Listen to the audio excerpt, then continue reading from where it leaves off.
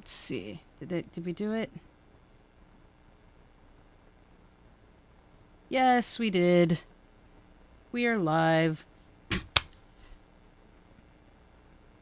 Exciting, guys. Exciting. Thank you so much for tuning in. Welcome to the day 4, last day of the variety show for the Fundathon. I'm so excited to have you. I'm so excited to kind of come to the end of the hard part of this whole thing that we've been doing, which is a Fundathon to raise money for Chasing Dreams to go on for about another 12 months. And so it wouldn't be possible without you guys. So many people, over 30 donors, have come out to support the show, myself, and it means the world. And what's even better is you guys have, people have reached out and said, hey, would love to donate, just have forgotten, haven't had time. The variety show ends today. The donations are still welcome and will be accepted after today at the donation page. So if you'd like to donate, please do. You can go to amyj21.com/donate to do so. We really appreciate what you guys have done. Honestly, it means the world to myself and my team. We've raised over $2,000 as of 6 p.m. today. We're at 2057 of the 13K goal, and that is fantastic. Like, I'm speechless of sorts. And it's a success. We have succeeded. And, people have reached out and said, hey, I don't use Stripe. Can I donate some other way? Or some people are sending checks, and some people are like, hey, can I do PayPal? Which you can do now. So with PayPal, if you're listening, we added it to the FAQ. Just select offline donation and enter your information, and then go ahead and send your donation to my PayPal account at accounts@amyj21.com. The instructions are under the FAQ. If you're not sure, hit me up with a comment. We can answer those there. But yeah, so a lot of you are coming out and saying, hey, we want to support, not sure how. Can you help us through? Listen, the fact that you want is so amazing. So just reach out. We'll figure it out. I didn't have instructions for PayPal before. Now I do, because somebody asked. Somebody asked about checks. That's up there now. So, together we'll figure this out. And together we're going to keep Chasing Dreams going. Because I accepted Stephen Hart's challenge, and we are going to find some way to keep it going in some way, shape, or form for another 12 months. But we still need the money. So if you choose to donate, please do so today. So today, on the last day, I couldn't think of anyone more fitting than another fellow Dream Chaser to join me. And, 21cc will be performing their hit single. I'm not even going to say, because I'll end up getting the name wrong like I did yesterday. And they're going to perform at the end of the show, probably around 7:45 or something like that. So do tune in for that. But first, let me welcome you guys to meet my buddy, Joe Pardo. What's up, Joe Pardo? Hey, what's up, Amy? How's it going? It is going Hey, Dee Dee. wonderful. Yo, I can thank you for saying yes. Thank you for saying yes. Of course. How can I say no? I appreciate you accommodating me. Oh, no. No. I know you did. I remember you were like, oh, can you do this day? And I was like, I can't do that day. And then what's funny is I don't even remember why I couldn't do that day after the fact. I was like, I probably could have did that day. You had a concert. Oh, it got canceled. That they got rescheduled to September. That's why I forgot about that. Yeah, I forgot about the concert. Okay. That I didn't get to go to. Yeah. But it worked out because this is perfect. Yes, it's fitting that another Dream Chaser, we could fight for the title of Chief Dream Chaser, is here with me. For those who don't know, Joe Pardo and I met, as all great relationships do, unplanned. Had no idea, did not see this coming. I was at a conference, and I have Chasing Dreams signs, which I should really put up. I should really put them up. I'll figure out. Should. I probably should. I'll put them up. The original Chasing Dreams signs, and I was getting someone to take a picture with the signs, and it's to encourage others to chase dreams, right? And I think it was Kamanzi. I think it was Kamanzi. He was. He had his books out. Yes. Yeah, it was in the hallway. I was talking to him. Yes. And you came by with the signs, and I was like, oh, hey, what's this about? And I was talking to Kamanzi when this guy right here interrupts the conversation and is like, hey, what's that? What are you doing? And I'm like, in my head, I'm going, excuse you, I'm having an A B conversation. But you can't say no to Joe. One, because he's such a nice guy. And two, see that smile? That's the smile I got. And I didn't know what, like, I have a podcast called Chasing Dreams. And I'm like, no way, another dream chaser. And then I think that's when we knew we would be friends for life. And it was awesome. And we have been. Hi, Eric. How are you? It was awesome. And we've been friends since. I think it's about 3 years now. Uh, 3 or 4 years. 3 or Yeah. 4. So it was 2015 was when I was at Podcast Movement. So 2015 Yeah, so to now it'll be like 4 years it'll in be the 4 years, summer. Yeah. summertime. We've been Yep. friends since. We've supported each other since. Joe was an awesome resource for me when I was living in Philly. You know, he has an amazing family, beautiful family. And so he's here today. And Joe has some exciting news. If you don't know, I'll let Joe share. Joe, share your exciting news with the peoples.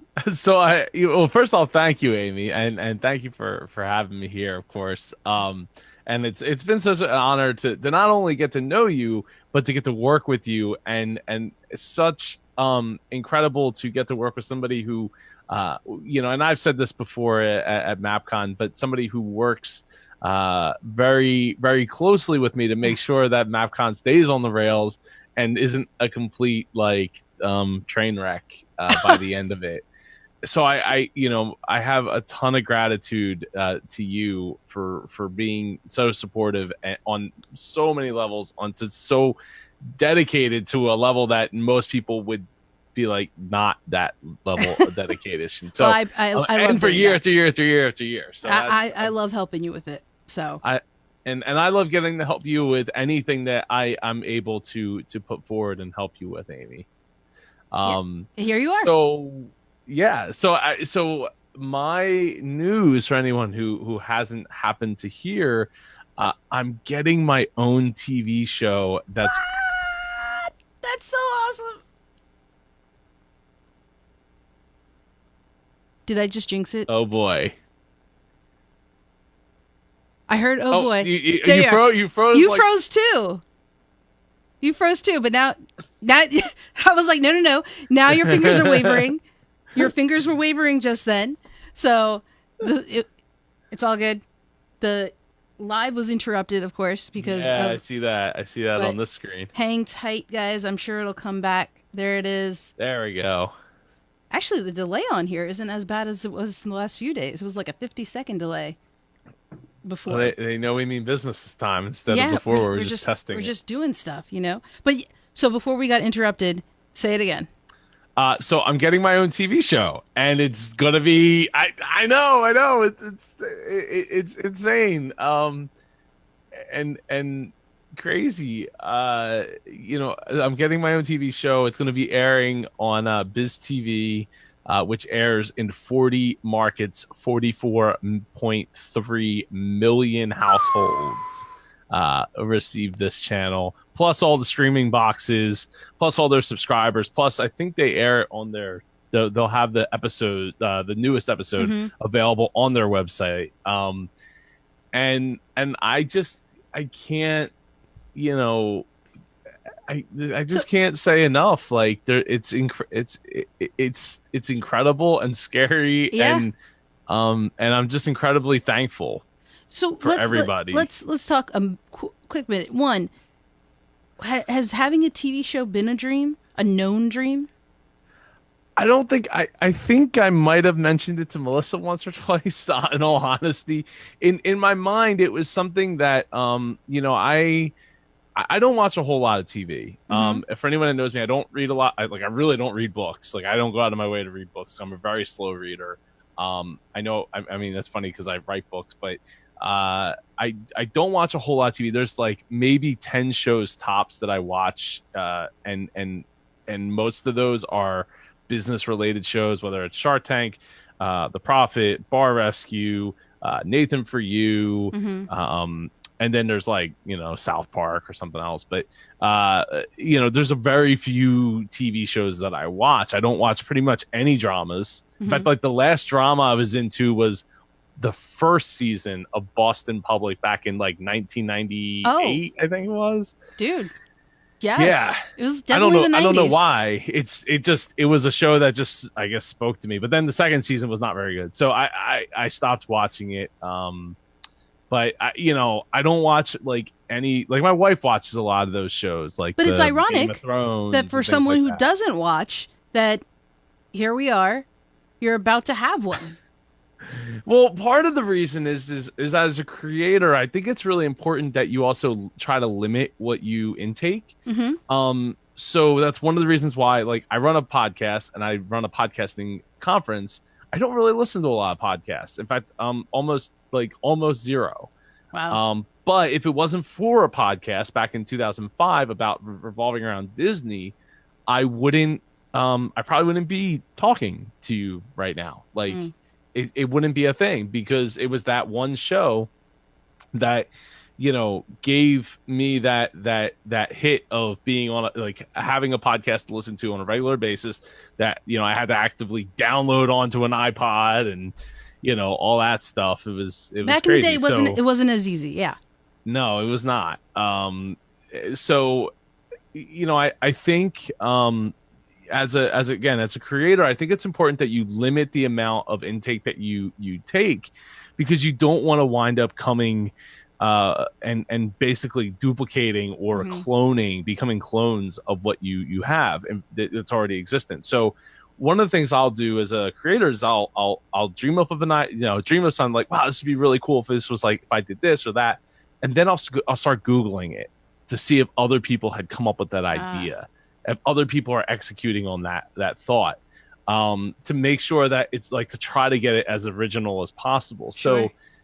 So it's tough because but I mean, to me, I've always been more of like into video games because I can interact with it rather than like sitting and just digesting it. Though that the only thing I would say is movies, but I wouldn't consider myself a movie buff by any stretch, because I kind of watch it and I think about it, like, how is these shots constructed? Why are they constructed that way? How did they get that shot? Like, that's crazy. Yeah. And I'm like, while I'm watching the movie, I'm enjoying the story, but I'm also trying to think of how they did that thing, so that I could be like, well, if I got in a situation where I needed to make this, like, I could replicate that. Yeah. Yeah. To some level, to some degree. And that makes sense, right? Because you should be mindful of what you can or do, and how it is influenced, right? Those are things that can affect, and people will say, hey, you're a copycat. But when you say, hey, I'm clean, that's why TV writers don't read stories written about their shows, like fan fiction or art and stuff, because they don't want someone to say, hey, you stole my idea, because it was in their story. It's all they're hands off, and that way they can say, hey, my hands are clean, I didn't know anything about it. Because it's possible for two people to have the same idea separately in separate places and whatnot. It is possible, guys. But to be sure of that, it's a smart idea to kind of be safe by being mindful of that.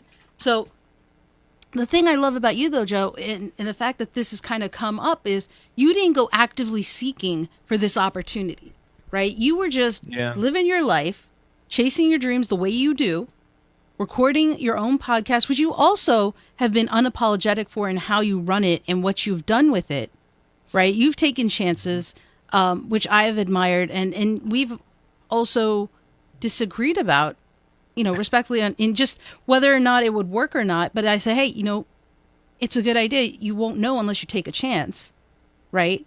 And you're still doing it. And this came up because of that. Like, it may not have been something you were seeking, but it is something that sought you because of what you put out in the world, because you were unapologetically Joe, and you were unapologetically innocent, or just true in your chase. It did find me, and it was very much by chance, that you put all this stuff together and then it gets found. And that's to say, a lot of people are always like, well, I want to have my own show, my own podcast or whatever. And how do I get it to be big? And it's like, I love Dave Jackson's approach of like, well, you don't need to be big, but the first question you got to start with is how to get good. How do I get to the point where people want to listen, people want to watch, and what do I have to do to accomplish that first? Because then, and to take a page out of I don't really care for Gary Vee a whole lot, but to take a page out of one of his videos I had watched a long while back, is like, you don't need 1 million people to watch it. You just need the right one person to watch it that can change everything. Yeah. And that's the thing. It's like, you hit that chord with that right person. But for me, like, it took, it's taken almost 5 years to get to this point, right? And I went from having the Dreamers podcast to having the Dreamers podcast business lessons from those that live their dreams to, being nominated for a business podcast award, which was a pretty big deal, because like even Dave Jackson, who was a Hall of Famer, hadn't won that award up until that year, right? That I won it later that year. And he's been doing it for 14, 15 years or something like that. Yeah, like since 05. Yeah. He maybe even 04. So that is, that's when I was like, okay, let's get like even more realistic about changing changing the content a little bit, but changing the perception of the show and the name of the show. And that's how we landed on Business with Super Joe Pardo. But that Super Joe Pardo thing came back, that was in 2017. That Super Joe Pardo came in 2016, where I decided to ditch the howtodream.co and all that and just go to superjoepardo.com. You evolved, and and it because I realized that I was the brand, and that's, there wasn't going to be a Dreamers podcast if I went away tomorrow. So I was like, I need to just fully embrace it, and the rest is kind of taking place because of it. And that's one thing, and I talked about it in the previous lives, talk about it with you, is, you can't really go backwards when you're doing something. You got to keep moving forwards and evolving, growing, and getting better. And you can see that evolution in what you've done. This next step is just another step that makes sense. But that's also why for us with the Fundathon and what we're doing, which is also something I debated about for a while, about whether to do it or not. Because one, I don't like to ask people for money. It's just, I just suck I don't at either. that. Right? Yeah, I'm just not good at it.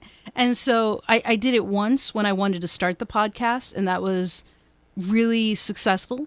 And then this is the only other time. And the thing is, people kept saying, hey, love to donate, can't really do a monthly recurring. That just, it's tough. But if you want to do a one-time thing, cool, we can do a one-time thing. And so that's kind of the impetus of how this kind of came about with us doing it. And then I wanted to do the show, which has been fun because, doing a donation or a GoFundMe kind of platform, it runs itself.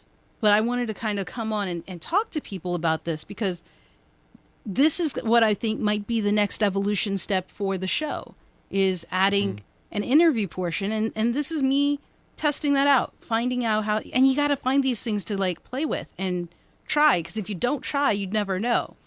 And if you don't, try, you will never know what'll happen, but you know what'll happen if you don't try. Right. Well, even doing all the, I don't do a whole lot of interviews anymore.